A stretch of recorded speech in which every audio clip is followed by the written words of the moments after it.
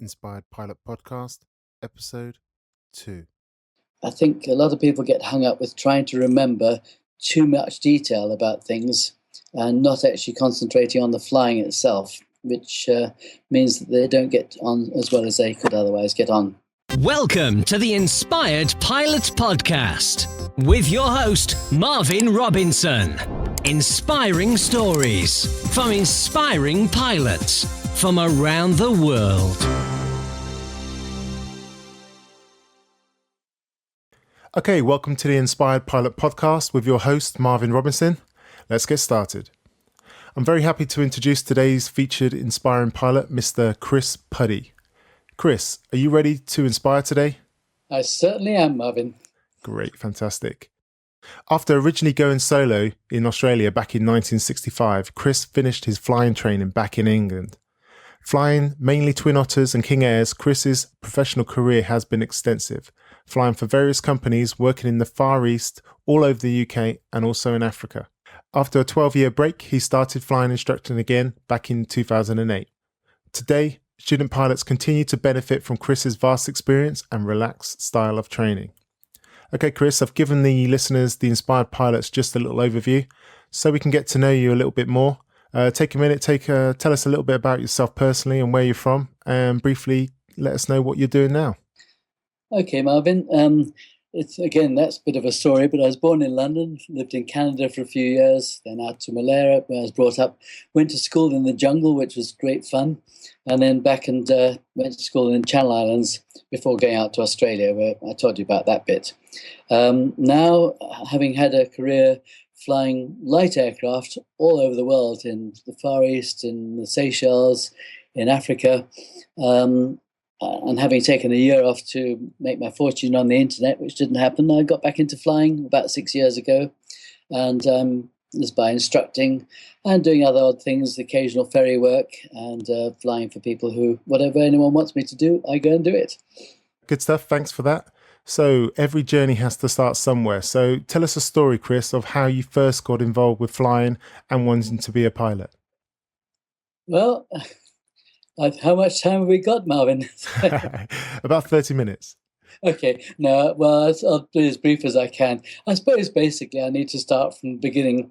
I went to school in this country, having been brought up in the Far East, and we ended up in Australia, where I started flying. And I got as far as solo, and the family decided to come back. So I thought, I'll come back, join the Air Force, and learn to fly to be a professional pilot. I wasn't particularly keen on being an airline pilot, because that's just, to me, flying buses. But when you get these thoughts in your mind, sometimes they change your entire life. And this is what happened to me. So I came back, joined the Air Force, and they wouldn't take me for less than 8 years, which, when you're only 19, seems like half a lifetime. So, but I was still in, and I had to wait another 6 months before I started. And during this time, I got a job that was going to pay me a fortune. So I thought, don't need the Air Force, I'll pay for myself. Said no to the Air Force, and not long afterwards, I discovered the job I was doing was an absolute scam. And having said no to the Air Force, they didn't want to know anymore. So I then spent the same amount of time getting my commercial licenses, initially trying to earn the money, working on oil rigs in the North Sea. I worked for BMW concessionaires when no one knew what a BMW was, and had a bit of fun driving around racetracks and stuff. And one day I made a sale to somebody in Luton, and he said he was a flying instructor. I thought, oh, talk flying here and show my knowledge. And he said that his ambition was to fly Concorde. And I said, well, you need a commercial license. How are you going to do that?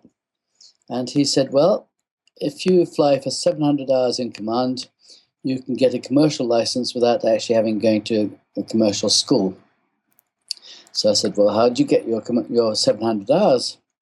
And he said, by instructing. I said, how do you become an instructor? And he said, you need 150 hours in command, and then you can get an instructor's rating. And I said, how do you do that? And he said, I worked for the Aero Club in Luton, and they paid me in flying time. I thought, bingo, if he can do that, so can I.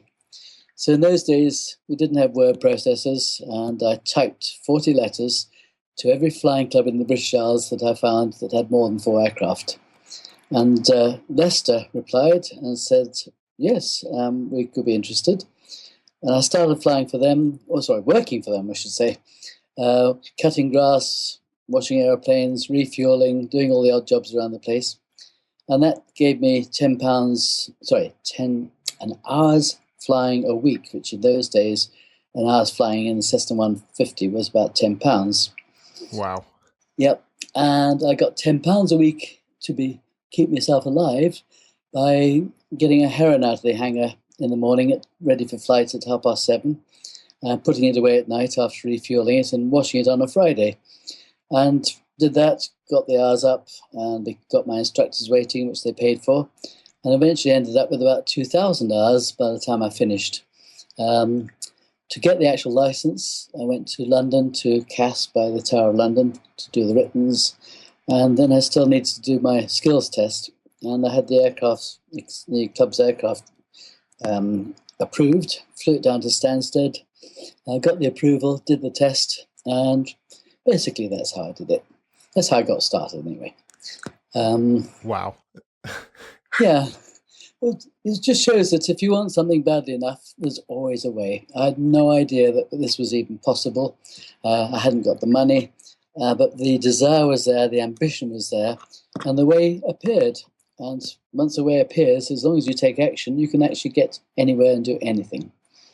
Exactly. I think nowadays the internet's available, so people can do lots of research and find out what is the standard way into this industry. But what you did many years ago is still applicable now, and there are different ways to get from A to Z. It's not always the direct way, and just taken away slightly, if you want something bad enough, you can definitely go and get it. So, thank you for that. That's very interesting.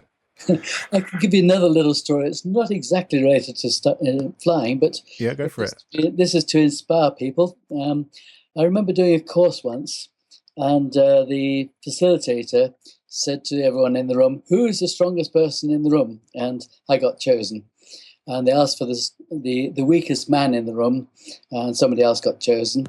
And she said to him, "Right, I want you to go through that door." And she said to me, "Stop him." Well, it was a yawning sort of thing. I just put my hand out, and he couldn't get past me. He couldn't budge at all. Uh-huh. She then whispered something to him, and I couldn't stop him. He was wriggling and writhing, and we're getting nearer and nearer and nearer the door.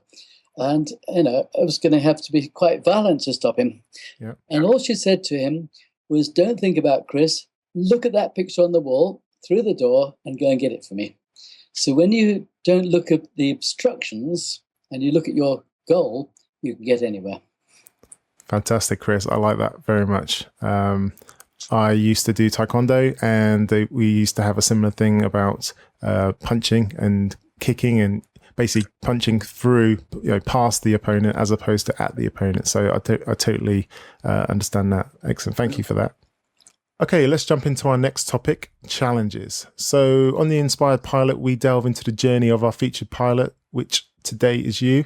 So Chris, take us back to a time in your life during your initial training that you found challenging, and how did you overcome this?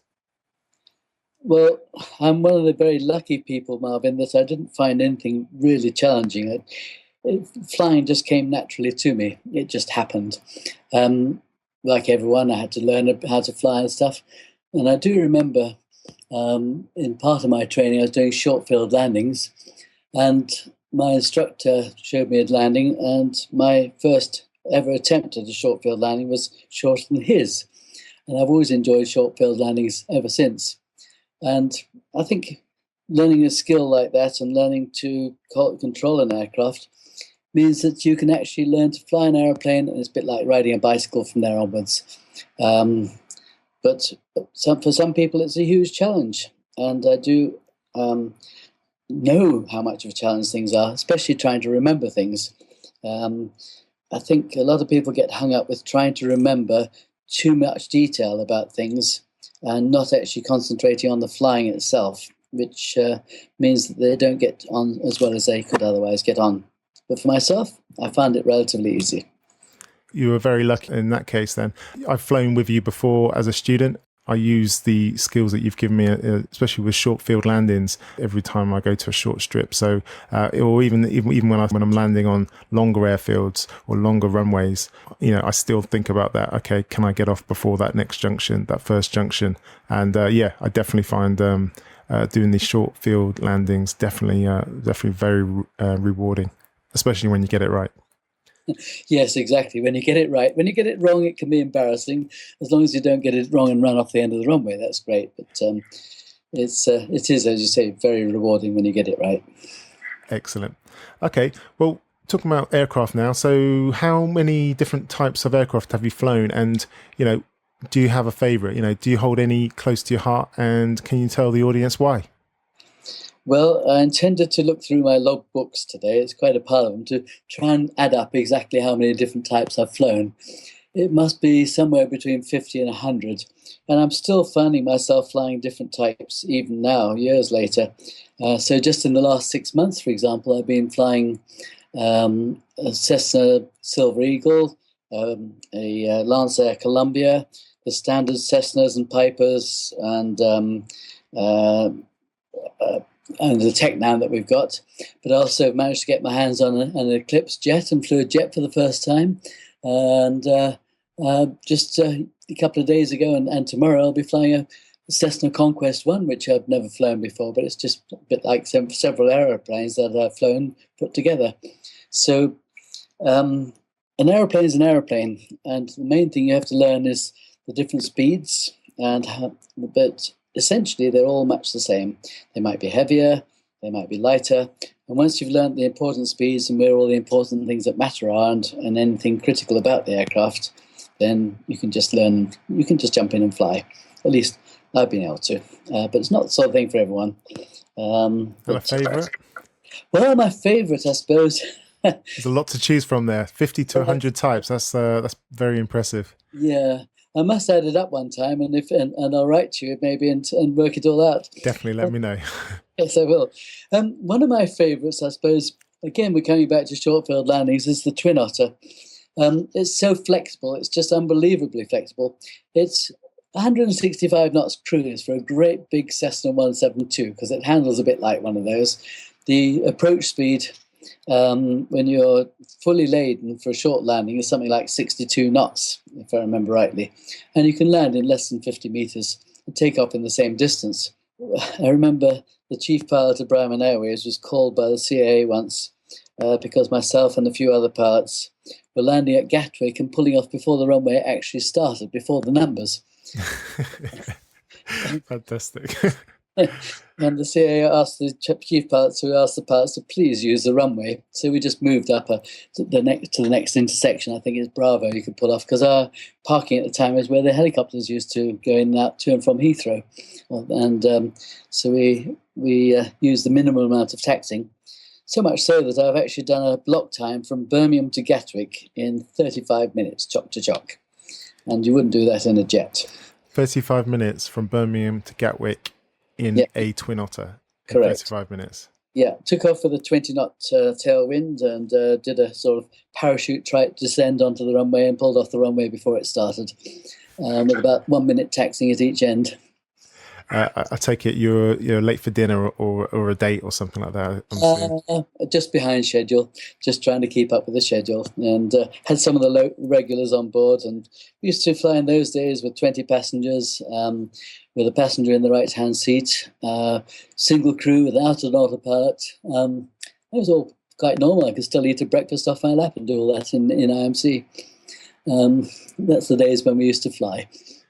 Fantastic. That was only in the 80s as well. Wow. Definitely. 35 minutes, Birmingham to Gatwick. I'm sure some of the commercial flights now would only dream about that. Yeah. Well, I did have a strong tailwind, which helps, of course. Naturally, that sounds good. Okay, let's go. You've mentioned a couple of things there in terms of the Twin Otters, Logan Air. You mentioned in the bio that you worked all around the UK, the Far East, and Africa. Take us on a journey. Tell us a couple of stories from your career. Some of the highlights that come to mind. Yes. Again, this could last a long time. But the first one that comes to mind, I was flying for Bristow helicopters out in the Far East, and in East Malaysia or Brunei or whatever you want to call it. And the flying was actually fairly boring, going up and down the coast. And one day I was asked by Shell if I would be prepared to take a camera up and take some photographs of caves. So I met the chap who wanted the photographs, and he gave me his camera. And this was in the Near National Park. And so every time I flew over, I'd look for caves, and if I saw one, I'd take a photograph. And we met, and I said, "What's all this about?" And he said, "Well, I'm trying to find caves that had never been explored before." And so I said, "Can I come too?" And he said, "Yes." And we did find a cave, and we went into this cave, and just in shorts, carrying a torch in our mouths. This chap, he was mad. He dived into the water and disappeared for ages, and I thought he must have drowned. He came back a while later and said, "About 25 yards, you pop up into another cave." Wow. And I followed him, because if he could do it, so could I. And in this cave, I don't suppose any human had ever been there before. And there was giant frogs in there with huge, great big red eyes, and they go blop, blop, blop as they jumped around on the mud. And so apart from the flying, you can have a very interesting time depending where you go, if you're prepared to go out and do things that are a bit different to the normal. In that scenario, wow, just being the adventurer and explorer, that's good enough as it is. But where were you landing? You're obviously flying, you see a cave. Where were you landing? I'm assuming it's unimproved or non, Oh, well, maybe I miss. It was just when we're flying backwards and forwards from various destinations, like we're based in Miri, and there's airfields to the south of that, and north and south basically. So on my way past, I take the photographs, and then I drove to the national park and okay, gotcha. And I stayed in this hut by the river, and in fact another journey. There's the near caves have got a huge entrance, absolutely massive. And all the photographs that I've ever seen are looking from inside the cave outwards. Well, one day I took the Twin Otter down this chasm, and I got a photograph looking inside the cave from outside. I don't know, I've probably the only photograph in the world like that, but I'm sure the monkeys and the birds and the bats and everything would have had a bit of a shock when I started climbing out of this chasm again. Fantastic. So it's got visions of you just sort of doing like a close formation, rocks on either side of the wingtip, and then pulling up sharply out of this chasm. Yeah, well, basically, the chasm wasn't too bad for pulling out, but you had to go down doing a typical very, very steep and slow approach to get down into it. And then after that, it was a sort of fairly straightforward climb away like a normal go-around. But getting down there was fun. So. Okay, awesome. And what about in Africa? You said you've done some flying in Africa. Was that with Logan Air, or was that with another company? Logan Air was up in Scotland. That was my first job when I was trying to fly Twin Otters and get into the British Antarctic Survey. But then they after I got all the hours and everything else that they wanted, they said, "Oh, we got all these RAF pilots now. We don't need you." Okay. So that never happened. No, I was working for Bristow's again in Nigeria, and I was there for 9 or 10 years altogether in 2 different sessions. And that was flying the Twin Otter and also the King Air and the Islander at one time. So I flew 3 different types there.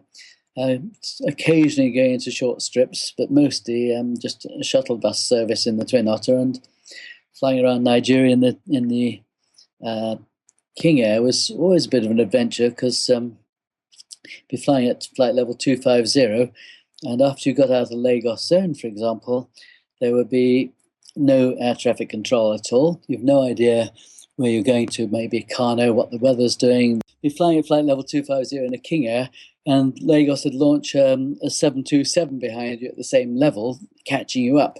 And you had to listen out for this aircraft catching you up and try and get a descent early enough to be able to get ahead of it or let it come over the top of you. Flight plans were filed, but they were never received at the other end, so nobody ever knew what anyone else was doing.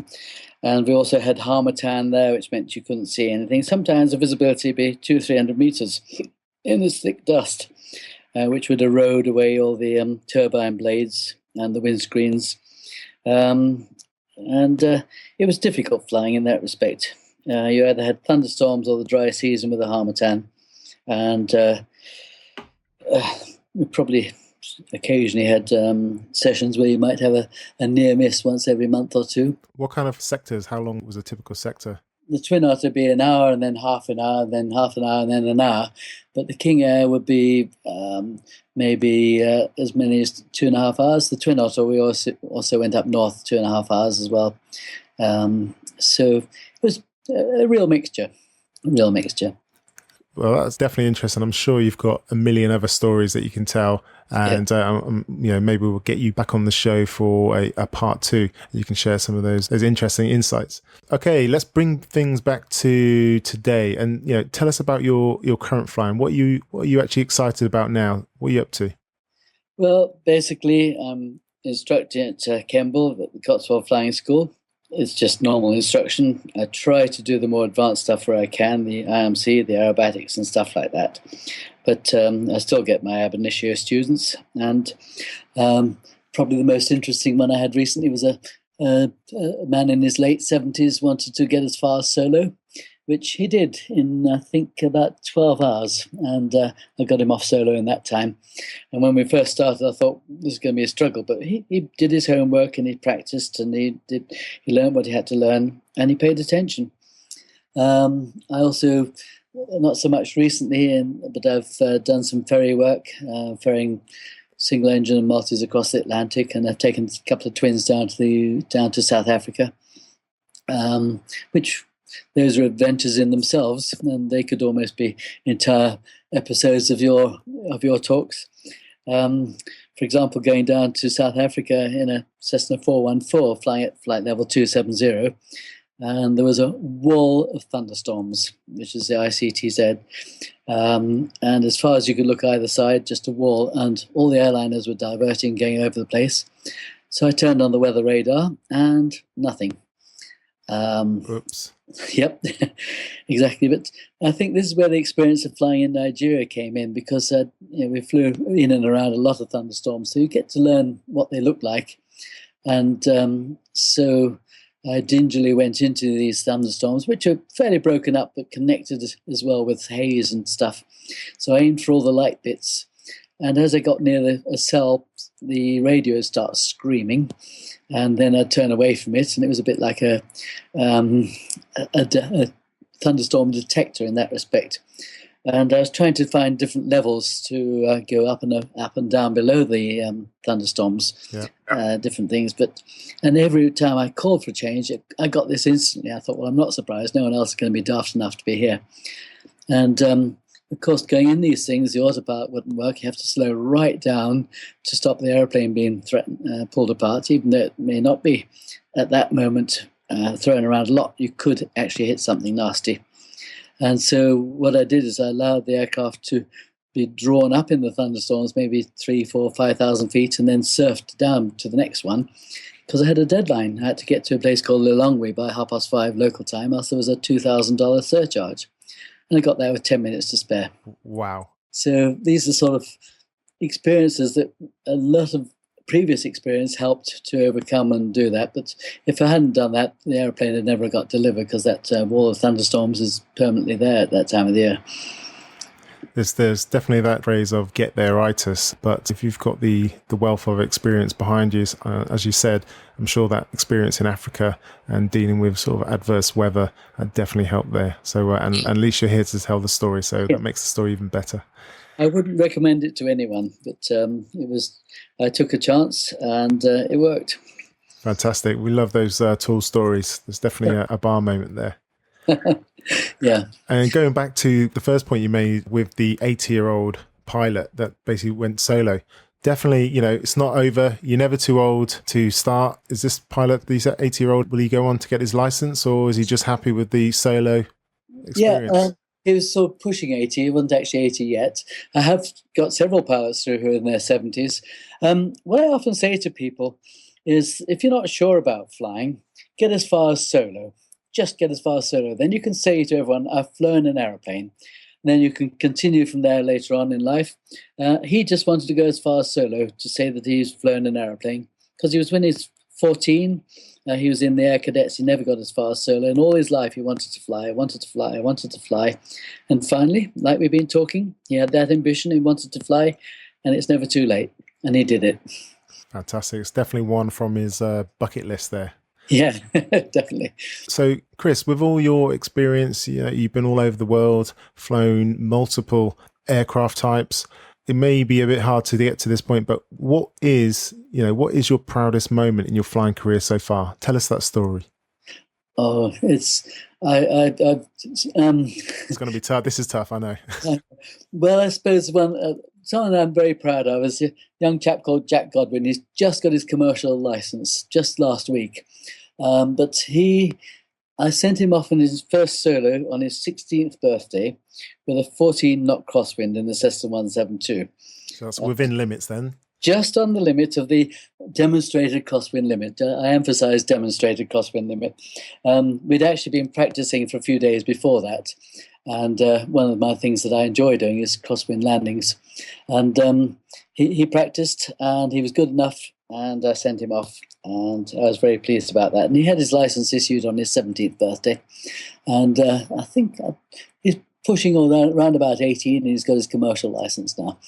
So he's doing very well. So I'm very proud of him. I can imagine. And obviously his skill there is a testament to his instructor. Thank you.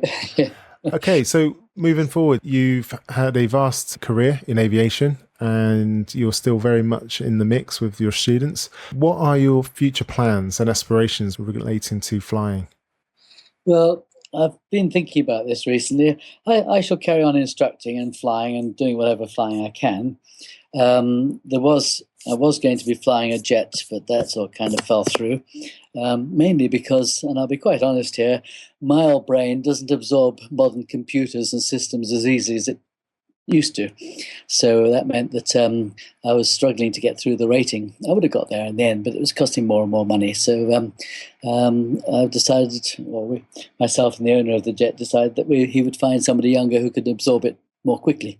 Which type was this? It was an Eclipse 500, fabulous little aeroplane.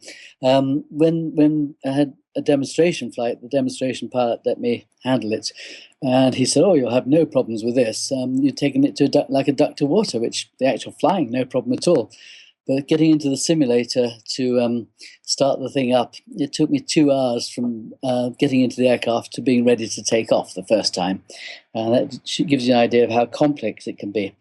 It's supposed to be more complex than a 777 and more difficult to fly than a Gulfstream. But it's a wonderful, wonderful little aircraft. And it does what it's supposed to do, which is fly fast, use short fields, and sip fuel. And I've even flown it at flight level 410, which is maximum altitude. So that was fun. That was a bit of a highlight, really. Well, at least you've had that experience. You've got some jet time. Yeah. So you're basically going to continue with your instructing? Yeah. Any other plans? Well, plans, I don't know. Or aspirations even? Well, whatever comes, like recently I was just given the opportunity to fly a Cessna Conquest, which I'd not flown before, but it's got PT6 engines on it, and it looks a bit like a Cessna 414, which I've flown. It's got wings. Yeah, it's got wings, and so it's all quite familiar but different. I looked around it the other day and did all the research I need to do and went into the manuals, and hopefully be flying it tomorrow. So these things just turn up and I do them. Okay, Chris, we've now reached my favourite part of the show, which is the quickfire checklist. This is where I ask you, yes, you, a series of questions, and you come back to us, inspired pilots, with amazing and inspiring answers. How does that sound? Hopefully inspiring. Yeah. That's what I wanted to hear.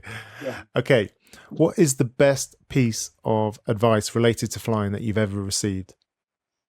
Well, I suppose, again, it's a very difficult one, but I remember Barry Tempest, who was my instructor's instructor, saying, if you want to do something a particular way, I'll try it. But if my way is better than your way, you will do it my way.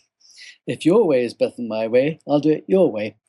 In other words, what I found out, listen to everyone and take what you can from everyone and adapt that to suit yourself. We're all different. We're all human beings. We've all got different personalities. Choose the way of doing things that's right for you. It's a great piece of advice. Do you have a favorite internet flying resource that you would like to share with the listeners? Yes. I like going to pilotscafe.com because they've got a very, very good little app that you can download from there for your iPad. And that can help students to learn radio aids on their iPad. So you've got VOR, ILS, DME, ADF, RMI, and RBI. All these can be set up on this little app so people can practice it. Plus, on that site, they've got all sorts of other little helpful tips and advice for people. But that app, I find very, very useful for people. Saves me a lot of time as well. Exactly. That sounds very good. I'll definitely check it out. And I'll also include this link on your show notes. Okay, thank you. Okay, can you tell us or share one of your personal habits that you believe contributes to your flying success? Success, yeah. Okay, so keeping going and building up experience is a success, I suppose. One of the things that I do, that I try and encourage people to do in little aircraft when they're learning to fly, is a simple little thing. But when you set the DI and you push in the knob and you turn and you set the heading to the compass, I always pull the knob out and twiddle it to make sure that it's not stuck in. I've been caught out before where it either gets stuck in partially or stuck in completely, and your DI then becomes totally useless until you notice it and pull it out again. So it's just a little habit. And again, from another story that I can tell sometime next time maybe, I always check the control columns full and free before takeoff. Fantastic. Some useful bits of advice there. Okay, controversial one, trikes or tail draggers? Well, most of my experience is on trikes, but tail draggers always keep me on my toes. I like tail draggers. You've literally got to be on your toes in a tail dragger. You could be anticipating any movement that you don't want and pick it up, and the sooner you catch a problem, the better. And so if you're lively with your feet, you'll stay on the runway. If you're not, you could easily leave the runway. So, yeah. This keeps landings interesting, and it always makes me much more alert when I'm landing a tail dragger than compared to a trike. Fantastic. Can you recommend one aviation-related book?